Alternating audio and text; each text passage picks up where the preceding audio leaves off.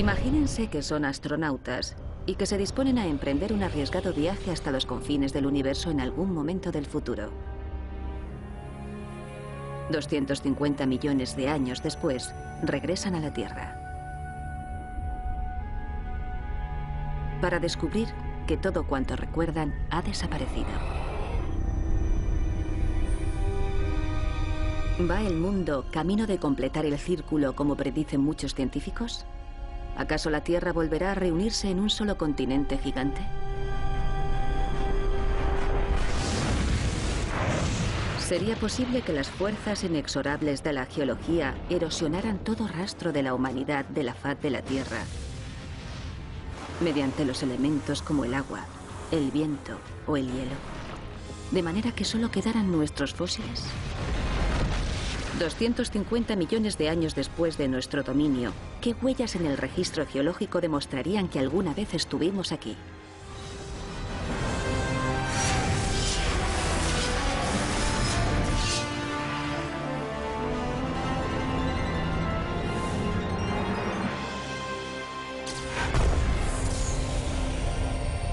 La Tierra dentro de 250 millones de años. Un viajero pródigo regresa a casa. Encerrado en su nave y viajando a la velocidad de la luz, la relatividad ha obrado su magia científica. Mientras que para él solo han transcurrido unas décadas, fuera, el universo ha cambiado radicalmente.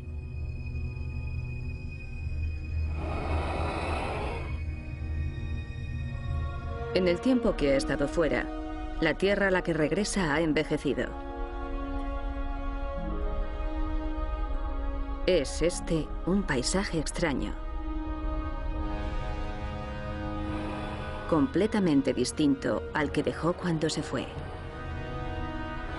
Su miedo es haberse quedado absolutamente solo.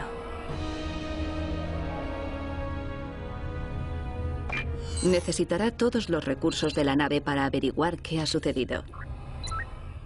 Después de 250 millones de años, todos los continentes se han movido. Pero no solo el mundo ha sufrido un cambio. Las estrellas han mudado su lugar en los cielos. Ni siquiera el Sol y la Luna son los mismos. Podría entenderse que nuestro viajero solitario creyera haber aterrizado en un planeta distinto a la Tierra. Para confirmar que realmente está en casa, consulta angustiado la base de datos de la nave.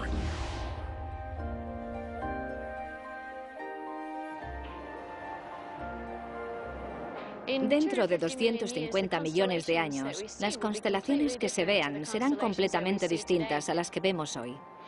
Dado que cada estrella tiene un movimiento relativo distinto, las unas con respecto a las otras, es como los rayos de este telescopio. Imagínense una estrella en cada uno de los puntos en los que confluyen los rayos. Todas las estrellas se mueven en relación con las demás. Durante millones de años, las estrellas han vagado por la galaxia en una danza de siglos, cambiando su ubicación en el cielo con respecto a nuestra perspectiva desde la Tierra. Y las formas de las constelaciones cambian. Por ejemplo, la Osa Mayor, tal y como la conocemos hoy, parece una cacerola. Dentro de 250 millones de años se habrá alargado y se parecerá más a una sartén. No obstante, el mango de esa sartén estará curvado y formará como un gancho gigante. De modo que los humanos de dentro de 250 millones de años no le llamarán ya Osa Mayor. Seguramente le llamarán Gran Garfio o algo así. Las constelaciones no son las únicas cosas que cambian. El Sol se ensancha a un ritmo de un 1% cada 50 millones de años, a medida que va consumiendo su propia energía. Si estos observatorios siguieran en pie dentro de 250 millones de años y observaran el cielo, verían una luna mucho más pequeña. La Luna se aleja de nosotros a una velocidad de 3,81 centímetros al año. Se cree que durante el proceso de formación de la Tierra se produjo una inmensa explosión de un planeta de las características de Marte, cuyos residuos en eyección acabarían formando la Luna. La Luna posee algo de velocidad extra que le permite ir alejándose de la Tierra con el tiempo. No obstante, observar la Luna podría proporcionar la confirmación final de que la Tierra es realmente la Tierra. En la Luna no hay clima capaz de destruir nuestro rastro. Así que allí quizá sí quedaría alguna huella humana detectable. Ese será el momento de la verdad. Agujereado por efecto del impacto de millones de micrometeoritos, el módulo lunar descansa aún en el mar de la tranquilidad, el eterno testamento del afán de la humanidad por explorar nuevos y salvajes mundos.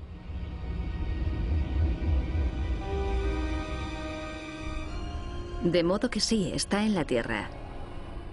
Y sí, está solo. Porque esta Tierra es radicalmente distinta a aquella de la que partió nuestro astronauta. No tiene sentido buscar pruebas de ningún tipo de civilización aquí. La Gran Muralla China, las pirámides o el Monte Rushmore, todos ellos han desaparecido. En su lugar, un supercontinente completamente nuevo ocupa el mundo.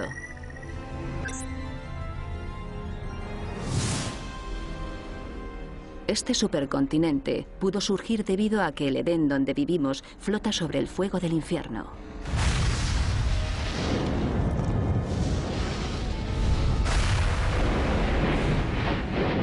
Esto es magma fundido. Erupción atravesando la corteza terrestre. Son rocas en estado líquido muy calientes. Las erupciones constituyen un mecanismo muy eficaz de enfriamiento para la Tierra, además de ser la fuerza motora que mantiene nuestro planeta en funcionamiento.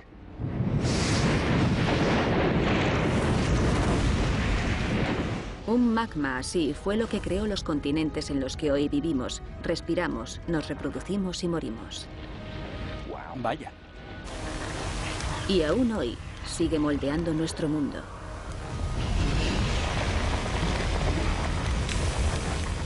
La Tierra está compuesta por 3 capas principales. Consta de una región central, o núcleo, que a su vez tiene un interior sólido, y una capa exterior fundida. A continuación, un manto espeso, como el guirlache, sólido en frío y líquido en caliente. Y por último, en la parte exterior, una capa muy fina que es la corteza terrestre sobre la que pisamos, en la que vivimos. Es el movimiento y el enfriamiento de este sistema lo que empuja esas finas capas sólidas y frías a la superficie. Y en ese movimiento se forman los volcanes y surgen las lavas. Nuestro precioso planeta azul es en realidad una bola de fuego agrietada. Cuando el calor del núcleo se enfría a través del manto, el manto lo empuja, lo desliza casi como si de una cinta transportadora se tratara. Ese movimiento interno es lo que a su vez mueve las placas en torno a él. Con el tiempo esas placas se van deslizando por la deriva continental mientras la Tierra se enfría. Cuando 2 de esas placas colisionan, una se hunde bajo la otra en un proceso denominado subducción. Así nacieron volcanes como el Stromboli. En otros puntos de la Tierra, la corteza es tan delgada que simplemente no basta para contener el fuego de su interior. Islandia es un lugar único en lo que a geología se refiere. Es el único rincón del mundo en el que se puede contemplar el proceso de deslizamiento de las placas que se produce por encima del nivel del mar. Rikke Pedersen es geóloga. Ha venido a Islandia porque aquí las heridas de la Tierra están a la vista de todos. El motivo de ello es un punto caliente. Una inmensa dorsal en el manto de la Tierra que eleva la fosa que recorre el centro de Islandia fuera del agua para crear la isla. Pero dicha fosa no se limita al territorio islandico. Como las grietas de una pared, se extiende a través del mundo para formar una brecha gigante bajo el océano. La dorsal mesoatlántica. Esta dorsal constituye la línea por la que el nuevo material emana de la Tierra y forma las placas de América y Eurasia. De modo que con cada erupción se añade material a la placa, y como las placas están separándose constantemente, siempre se está añadiendo material nuevo en esta zona de creación. Y cuando eso sucede en Islandia, los infiernos se desatan en toda la Tierra. Esto es Krafla, al norte de Islandia. Fue aquí donde en 1975 se produjo el conocido episodio de rifting que duró nada menos que 9 años. Se trata de un proceso bastante violento. A medida que avanza la erupción, debemos fijarnos en unos cuantos puntos. La lava fluye a través de estos puntos.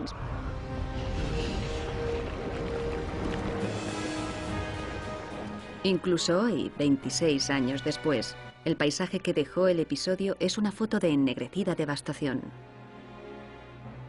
La brecha se produce cuando las fuerzas que distienden estas placas llegan al punto de fracturación. La corteza en esta zona ha estado sometida a procesos de distensión durante unos 200 años. La fuerza elástica se superó y por eso se produjeron 9 erupciones. Esas fuerzas no se pueden controlar. Es imposible contener el poder de la Tierra. Es la Tierra que regresa para cobrarse su venganza.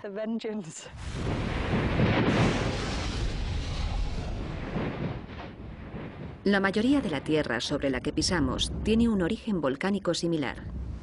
Durante siglos, las fuerzas de la naturaleza han ido convirtiendo las negras cenizas en rocas erosionadas sobre las que crece la hierba y florece la vida.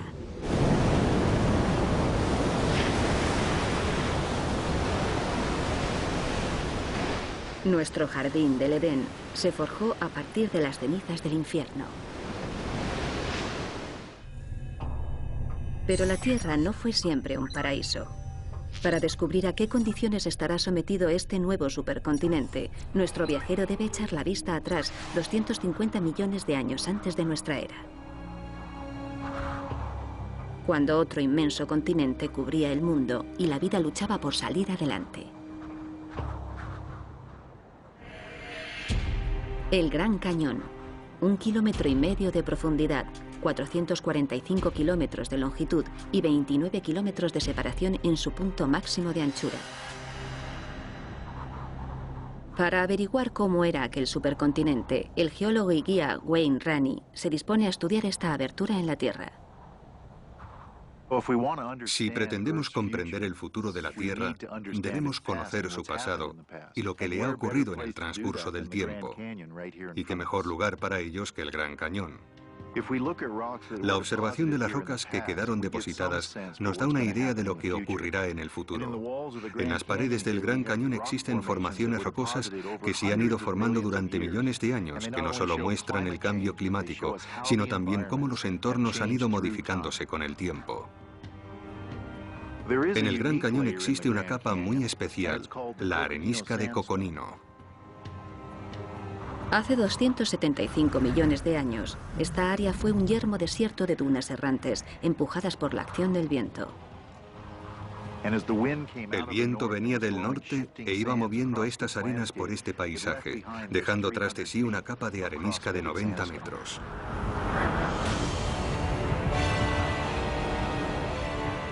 Pero tal desierto no estaba confinado al territorio del cañón. Por todo el mundo, desde las Islas Británicas a Arizona y desde las Cataratas del Ángel en Venezuela a los desiertos de África, encontramos rocas similares de la misma edad. Estas rocas formaron una vez parte de un desierto gigante que se extendía en el supercontinente llamado Pangea. A pesar de las condiciones hostiles, la vida se abrió camino hasta que el mundo empezó a cambiar. No obstante, el cambio no fue repentino, sino que se prolongó durante millones de años. De hecho, solo podríamos detectarlo si observamos el tiempo desde un punto de vista completamente distinto. Y para ello, debemos dirigirnos a un lugar como las Cataratas Secas, en Washington, donde antiguos acantilados de lava fueron atravesados por una inmensa inundación glaciar. Este lugar nos ofrece una foto realmente fiel de cómo se formó la Tierra. Los enormes acantilados que vemos a mi espalda son resultado de la actividad volcánica constante, pero muy lenta a través de muchos años. El resto del valle surgió a partir de un cataclismo enorme y muy rápido. Y así se formó el resto de la Tierra. Primero episodios lentos y suaves seguidos de 10 o 20 millones de años de turbulentos fenómenos, como las colisiones de asteroides, las glaciaciones, las erupciones volcánicas repentinas, De modo que los largos y constantes cambios sumados a los rápidos y drásticos acabaron formando nuestro planeta tal y como hoy lo conocemos. Visto desde esta perspectiva, el latido de la Tierra estaría marcado por catástrofes geológicas de gran magnitud. Y la Tierra se mueve.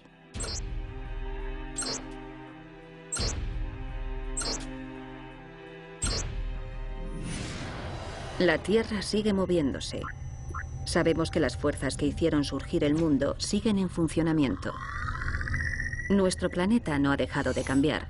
Dentro de 250 millones de años se habrá formado un nuevo supercontinente.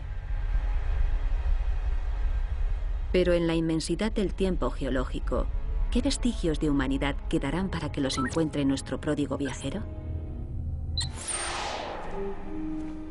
Es muy difícil llegar a comprender realmente la inmensidad del tiempo geológico. Mi trabajo se desarrolla en áreas donde existen rocas sedimentarias que han ido acumulándose unas sobre otras poco a poco. 10.000 años de civilización humana se reducen a una capa de 2,5 centímetros de grosor. Todos los esfuerzos y el tiempo que le ha costado al hombre salir de las cuevas e instalarse en los rascacielos. De hecho, en términos geológicos, la civilización humana no ocupa más que una muesca en la escala temporal de nuestro planeta. Si comparásemos el periodo de vida en la Tierra con el periodo de 24 horas de un reloj, la vida no habría aparecido hasta las 10 de la noche. A las 11 habrían surgido los dinosaurios sobre la faz de la Tierra y unos 40 minutos después, un asteroide o algún episodio volcánico los habría hecho desaparecer por completo. El hombre no habría existido hasta 2 segundos antes de las 12 de la noche.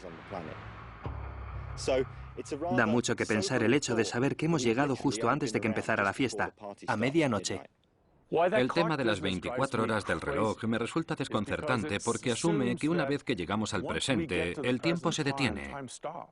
La geología es tanto al futuro como al pasado y gracias a eso podemos realizar predicciones altamente probables. Necesitamos que ese reloj siga contando horas, no podemos asumir que esto acaba con nosotros. Tenemos que imaginarnos ese reloj y ser capaces de vislumbrar nuestro futuro. Así que tomemos esa misma analogía del reloj y estudiémosla bien. Pongamos que las 12 primeras horas representan los 12.000 millones de años de existencia de la Tierra. Ahora mismo estaríamos a las 4:30. La vida compleja habría comenzado a las 4. Solo nos queda otra media hora hasta las 5.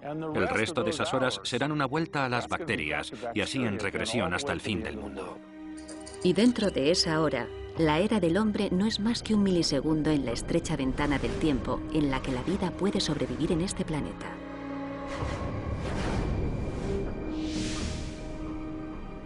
Un diminuto milisegundo durante el cual la humanidad transformó el mundo. Ninguna otra criatura ha levantado monumentos como los nuestros.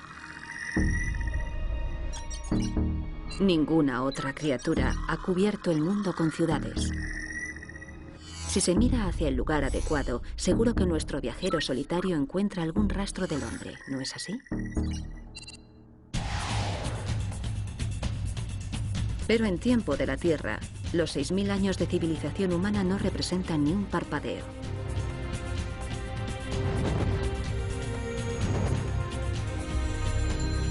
En tiempo de la Tierra, una montaña no tarda más que eso en moverse. Imagínense que esta cucharilla representa las fuerzas de la erosión. La erosión es un proceso sencillo pero constante que contribuye a la formación de los paisajes. Comienza cuando las rocas son elevadas a la superficie. Al elevarse, se fracturan. Por esas fracturas comienza a correr el agua que a su vez ensancha esas fracturas. La lluvia caída miles y miles de veces a través de esas fracturas produce el movimiento del agua y este precipita los materiales hacia abajo. Pasado el tiempo suficiente, digamos 5 millones de años, este es el resultado.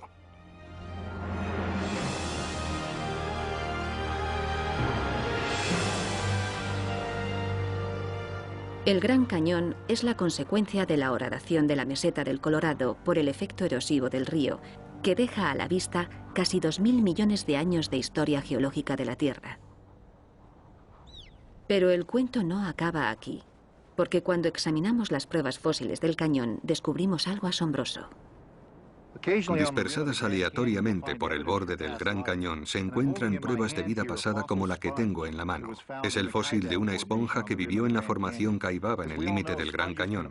Como todos sabemos, las esponjas solo viven en el océano, de modo que su presencia aquí nos dice que esta capa de roca que forma el borde del Gran Cañón constituyó en su momento el lecho de un mar somero. Más aún, todos los fósiles hallados en la parte más alta del Gran Cañón tienen en torno a 250 millones de años. Y si la meseta Kaibab tiene 250 millones de años, ¿qué les sucedió a las rocas que fueron depositándose sobre ella? 250 millones de años de geología han desaparecido de la parte superior del cañón. Para averiguar qué les sucedió a esas capas, Wayne debe volar hasta el norte, surcando algunos de los paisajes más espectaculares de América. Estamos viendo la torre de Castleton, en el extremo norte de la meseta del Colorado. Esta torre es un ejemplo magnífico del efecto de la erosión a gran escala. La torre de Castleton fue en su momento parte de una capa continua de estratos unida al resto de estratos que la rodeaban, pero la erosión la fue desgastando en la base, dejándola aislada como vestigio de su efecto en el valle.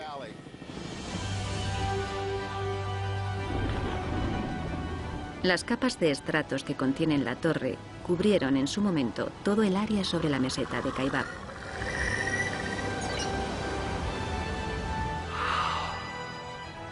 Con el tiempo, esa tierra fue siendo arrastrada, dejando este pináculo como gran monumento al poder de la erosión. Nada dura para siempre sobre el planeta Tierra y estos monumentos desaparecerán igual que los construidos por el hombre. La Gran Muralla China, las pirámides o el Monte Rushmore. Son características temporales sobre el paisaje que la erosión irá desgastando en el periodo de 250 millones de años de creación del nuevo supercontinente.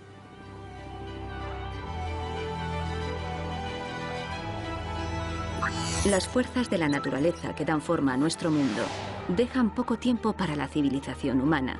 Dentro de miles de años, nadie recorrerá a toda prisa Trafalgar Square porque Londres no existirá. Todo estará cubierto de hielo. La mayoría de los científicos creen que dentro de unos 10.000 o 100.000 años regresará la edad del hielo y que cuando eso ocurra, el mundo cambiará por completo. Un supercontinente helado cubrirá el hemisferio norte. Las mismas fuerzas que moldean las montañas privarán al Monte Rushmore de sus presidentes. La Gran Muralla China no podrá contener esta invasión y algunas de las ciudades más emblemáticas del mundo quedarán enterradas en el fango.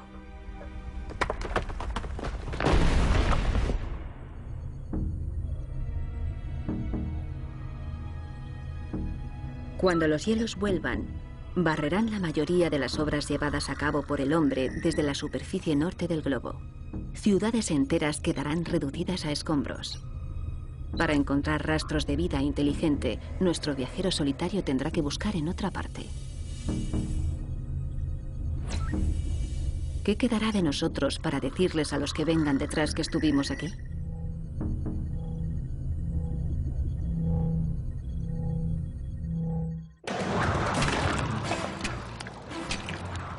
La Tierra, dentro de 100 millones de años. Un intrépido explorador escala un vertiginoso acantilado para visitar una antigua maravilla. Se trata de un ascenso muy arriesgado, pero merece la pena. Porque milagrosamente preservadas, en lo alto de estas montañas se encuentran pruebas fosilizadas de los sobrecogedores gigantes que una vez dominaron este mundo. Bienvenidos al futuro. Nuestro mundo ha cambiado y la geografía no volverá a ser la misma jamás.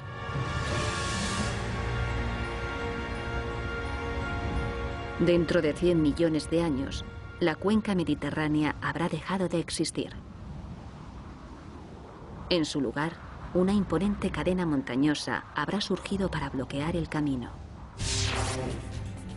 La cordillera surgirá como resultado del lento y continuo deslizamiento de África hacia el norte durante los próximos 200 millones de años y del inevitable proceso de subducción que hundirá la placa que contiene por debajo de Europa y de Asia. Cuando la placa africana se sumerja de nuevo en el manto, chocará violentamente contra Eurasia, que se resquebrajará por el impacto. La inmensa fuerza que liberará esta colisión combará los continentes, empujándolos hacia arriba, puesto que no pueden moverse en otra dirección.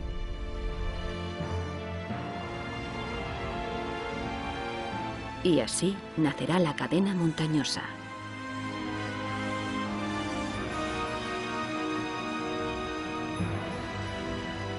Aún así, aunque el largo errar de África hacia el norte haga surgir nuevas tierras en un lado, en el otro el continente se estará desintegrando.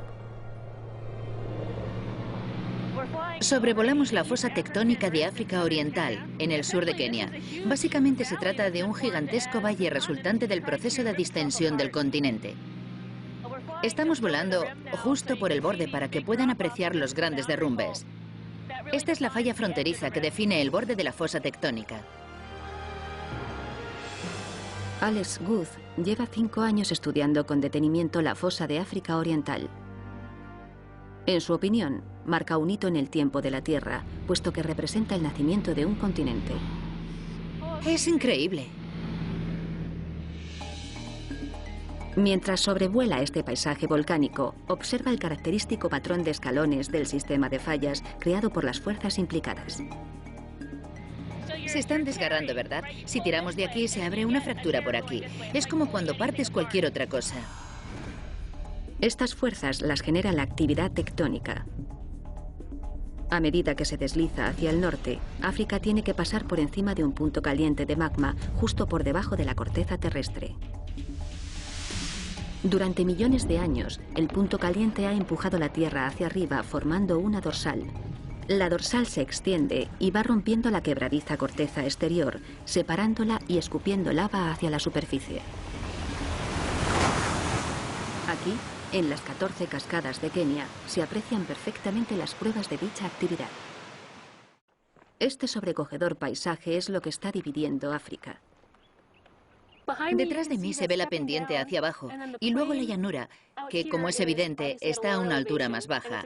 Si la distensión continúa, esa elevación seguirá derrumbándose y la zona se inundará de agua y surgirá un océano. Dentro de millones de años, se formará un nuevo continente separado de África por un mar poco profundo. Pero, ¿cómo será la vida en este nuevo mundo? No creo que nadie pueda hacer una predicción fiable sobre cómo será la vida dentro de 100 millones de años o de 250 millones de años. La Tierra es demasiado dinámica y las cosas cambian muchísimo en un periodo tan largo. Si volvemos la vista atrás 250 millones de años, entonces existían los dinosaurios. Teníamos mamíferos, aunque muy pequeños, pero nadie podría haberse imaginado que de los diminutos mamíferos del Triásico habríamos pasado a construir ciudades gigantescas y pirámides y la civilización. No se hubiera podido predecir hace 250 millones de años. Visto desde esa perspectiva, nuestro propio dominio de la Tierra no parece tan perdurable. Los humanos tendemos a pensar en cientos o miles de años, cuando tendríamos que pensar en cientos de millones. En esas escalas de tiempo, las inexorables fuerzas de la naturaleza habrán acabado irremediablemente con las frágiles obras del hombre. Las estrellas de Hollywood dejan la huella de sus manos en el cemento. Todos queremos dejar nuestra huella en el mundo. La expectación generada es increíble. Pero las posibilidades de sobrevivir a nuestro tiempo son menos de 1 entre 1 millón. Aún así, en tiempo de la Tierra, un latido equivale a 10 millones de años. ¿Cuántas posibilidades de 1 entre 1 millón caben en eso?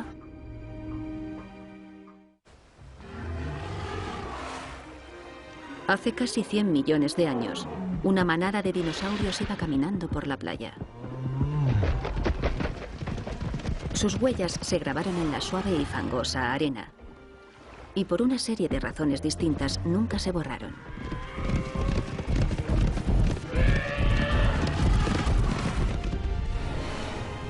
Cuando América se movió hacia el oeste, empujando la placa pacífica, esa playa se elevó y terminó formando parte de las rocosas. Un día de 1937, cuando un grupo de obreros se afanaba en la construcción de una autopista, hicieron el descubrimiento más impresionante de sus vidas. Estamos sentados en la cresta de los dinosaurios, en Denver, Colorado. Esta superficie eran unos llanos arenosos cubiertos por la marea hace 98 millones de años. Ahora mismo está cubierta con más de 300 huellas de dinosaurios. La pregunta es, ¿cómo llegaron esas huellas ahí? Si sacamos la arena y observamos con el microscopio lo que hay debajo, descubriremos las cadenas de microbios que han recubierto los granos de arena, manteniéndolos en bloque y protegiéndolos de la acción de las olas. Cuando las aguas se retiraron, toda esta superficie quedaría expuesta y los dinosaurios, al pasear por aquí, compactarían la superficie. Eso, a su vez, endurecería la arena de nuevo y aún la haría más resistente a la acción destructiva de las olas. Así que, en realidad, debemos la conservación de estas huellas a los microbios. Las posibilidades de que estas huellas sobrevivieran, y más aún de que fueran encontradas, eran ínfimas. Las marcas de las olas en la roca demuestran que solo a unos metros de distancia la arena estaba lo suficientemente suelta para que la marea la cubriese. Pero en tiempo de la Tierra, incluso una posibilidad entre 1 millón puede hacerse realidad. Los paleontólogos suelen decir que es cuestión de pura suerte que encontremos este tipo de fósiles. Las condiciones tienen que ser las idóneas, pero contempladas en tiempo geológico, esas condiciones pueden darse más frecuentemente de lo que pensamos. Dado que existen tanto organismos que han vivido y muerto y han dejado su rastro en la Tierra, creo que es inevitable que los humanos acabemos hallando fósiles, puesto que estamos constantemente alterando el paisaje.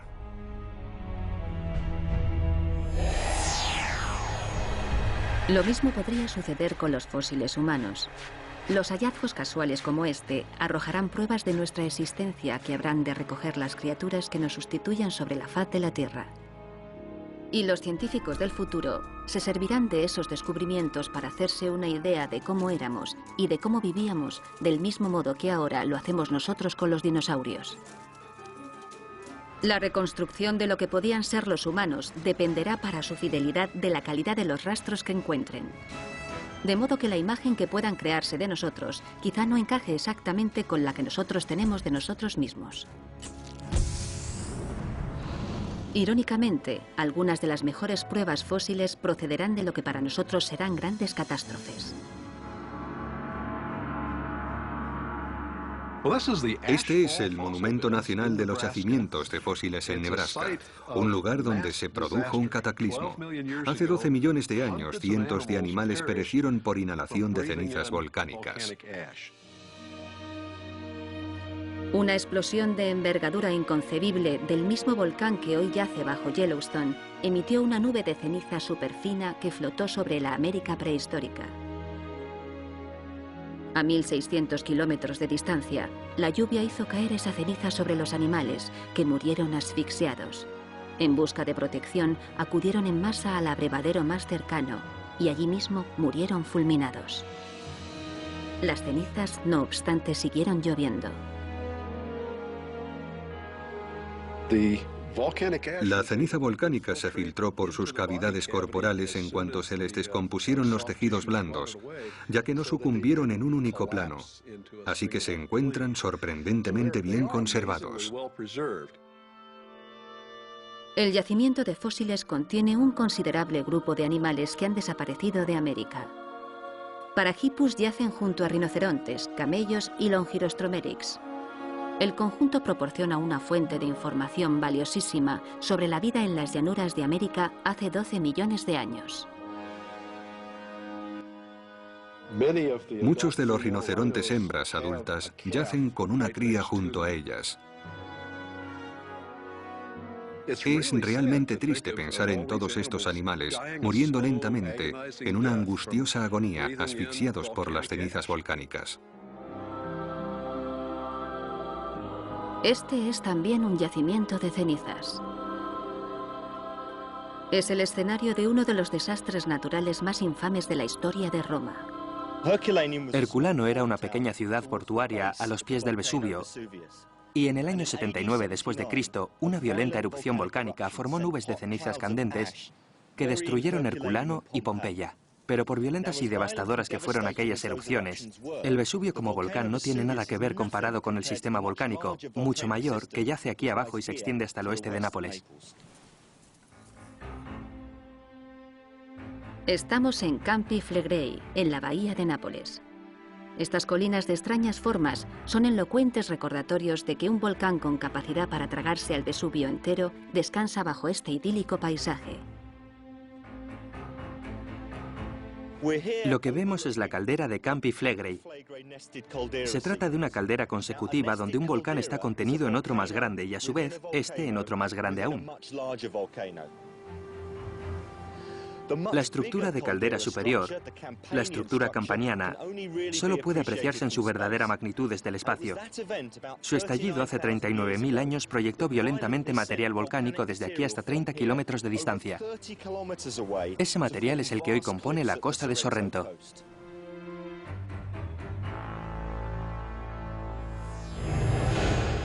Campi Flegrei está integrado en una compleja estructura volcánica que recorre todo el camino desde la bahía de Nápoles hasta el sur, hasta el Etna, en Sicilia.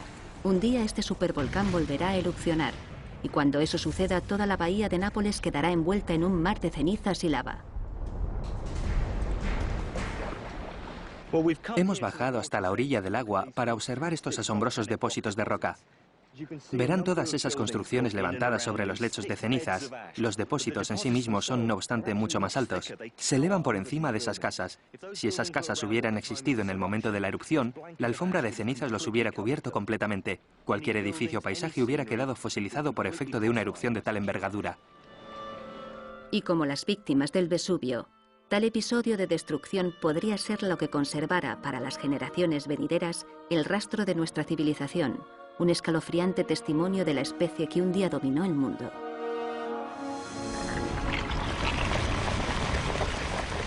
No obstante, aunque tal accidente es posible, se trataría de una alternativa para dejar nuestra huella demasiado dependiente del azar. Si pensamos en la posibilidad de que los fenómenos volcánicos como los ríos de lava se produzcan y petrifiquen para siempre las pirámides de Egipto, por ejemplo, es cierto que puede suceder, pero también que la probabilidad de que suceda es realmente baja.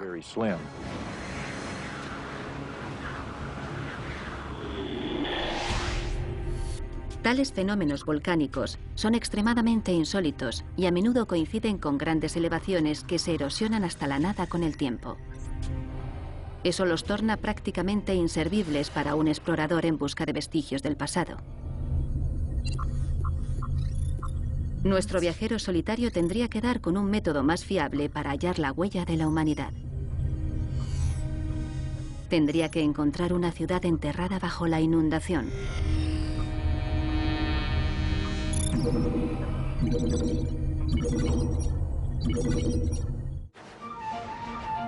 Comparados con los dinosaurios, los humanos somos gigantes creando fósiles. Nuestro rastro en el registro fósil será enorme. No solo por nuestros huesos, sino por los de nuestras ciudades. Las ciudades ya constituyen fósiles en sí mismas. Todo cuanto vemos a nuestro alrededor, el pavimento, la carretera, los coches, las escaleras, las casas, todo está fabricado con materiales fosilizables, con muchísimo hierro. Si quedaran enterradas bajo la superficie, podrían durar casi para siempre.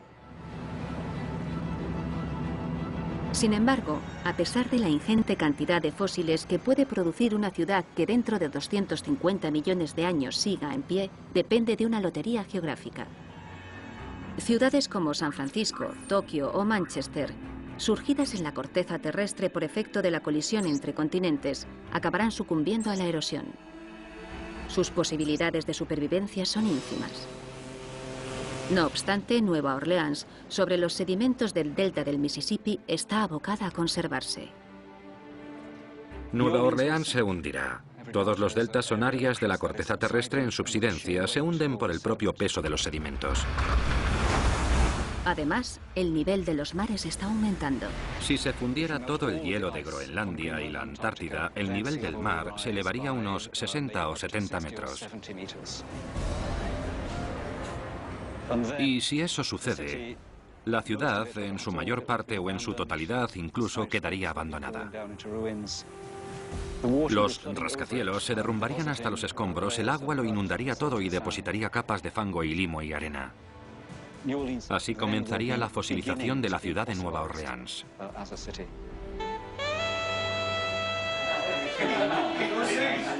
Y enterrados bajo todo ese caos, podrían quedar los restos de un bar, atrapado en el tiempo cuando los diques sucumbieran. Todas estas personas desaparecerían. El ritmo de sus vidas apenas sería una imagen borrosa en la vasta memoria del mundo. Pero los desperdicios generados por su existencia, botellas, vidrio, ceniceros y muebles, todo quedaría para la posteridad. Y así arrancaría su inexorable proceso de fosilización. Este cristal es transparente porque es un líquido, aunque en estado superfrío. En la fábrica donde lo produjeron, el material fundido fue sometido a un enfriamiento tan rápido que las moléculas no tuvieron tiempo de organizarse como cristales. Pero después de millones de años bajo tierra, las moléculas irán lentamente moviéndose en conjunto y encajando en su lugar para formar un entramado de cristal. Cuando eso suceda, los límites entre los cristales harán rebotar la luz hacia atrás y hacia adelante, de manera que ya no podrá atravesarlos. El cristal se habrá tornado opaco. Para que eso pase, no obstante, el cristal tiene que sobrevivir y la mayor amenaza que pesa sobre cualquier fósil es el propio peso del fango que se supone debe preservarlo. El fango pesa mucho, es espeso y hediondo, y cuando alcance este bar, lo cubrirá todo y estará cargado de residuos. Pasados 100 millones de años, la capa de fango quedará enterrada a unos 3 o 5 kilómetros bajo la superficie y formará un estrato. Cuando los movimientos terrestres empiecen a formar una nueva cadena montañosa, comprimirán esta capa, no ya de arriba abajo, sino desde el costado, de manera que todo el estrato se irá elevando y arqueando. El arco, a su vez, irá cerrándose a medida que el estrato de todo el bar vaya plegándose. Un destello blanco, como una fractura, se abre y el magma se precipita por ella. Las raíces de un volcán podrían extenderse por toda la zona. Una cadencia de 1000 grados centígrados. Y luego todo se enfriaría y el resultado sería un muro de roca ígnea sólida compuesta de miles de diminutos cristales volcánicos. Centímetro a centímetro, estos fragmentos irían ascendiendo hasta la superficie y al final emergerían.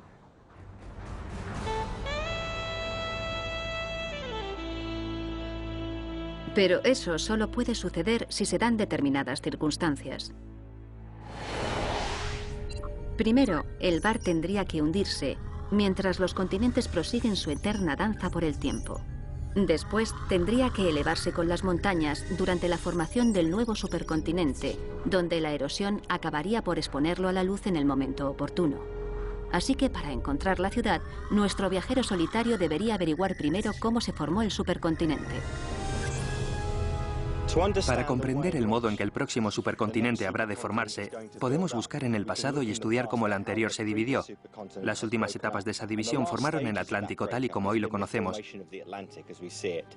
Es obvio que África y Sudamérica estaban perfectamente encajadas y se separaron. Por tanto, si la Tierra continúa en la misma tendencia, el Atlántico seguirá creciendo y creciendo hasta llegar al otro lado de la Tierra, y el supercontinente empezará a acercarse hasta converger en torno al Pacífico. Si la Antártida y Australia colisionaran con Asia, América completa se envolvería sobre sí misma, formando una gran muralla de montañas, más inexpugnable que cualquiera que jamás pudiera construir el hombre.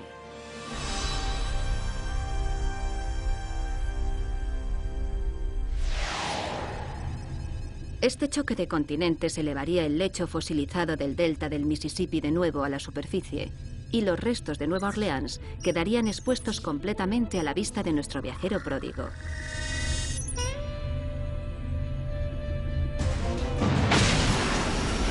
Pero para localizar esos restos, debería caer desde el cielo. Y cuando llegara a la superficie de ese supercontinente, descubriría que la Tierra habría dejado de ser el Edén del que una vez partió.